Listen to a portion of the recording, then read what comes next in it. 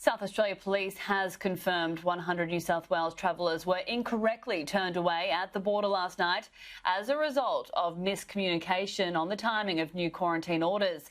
Police Commissioner Grant Stevens gave an update from Adelaide a short time ago.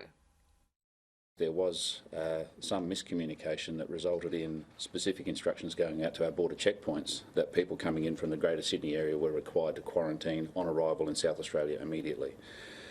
This obviously has had a significant impact on certain travellers. Some of those travellers were given the option of coming into South Australia and quarantining, or turning around and returning to their place of residence in New South Wales.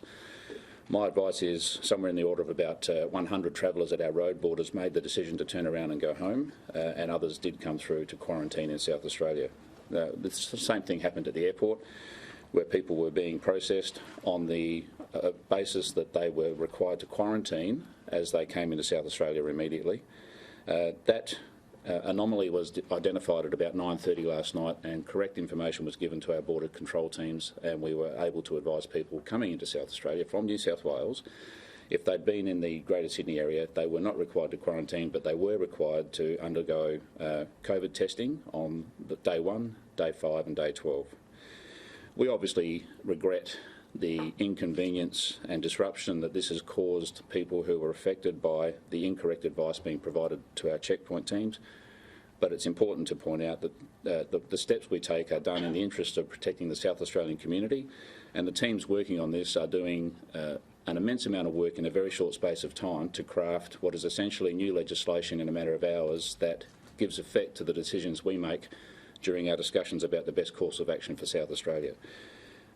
We have remedied this. There are about 550 people who are currently in quarantine in South Australia, having travelled from New South Wales. Each of those travellers are being contacted directly and will be given specific advice as to whether they are required to quarantine or not. The majority of those people will be allowed to leave quarantine immediately, but they must wait until they are spoken to by a member of our team in South Australia Police. The reason for this is because some of those people who are quarantining have been in the Northern Beaches area, and they would still be required to quarantine for 14 days, having come into South Australia before midnight last night. Anybody from the Northern Beaches area applying to come to South Australia now will be refused entry, because we deem this to be a prohibited zone and a high-risk area in terms of COVID-19. This is a very unfortunate set of circumstances at a very unfortunate time of the year when people are travelling to spend Christmas with their families.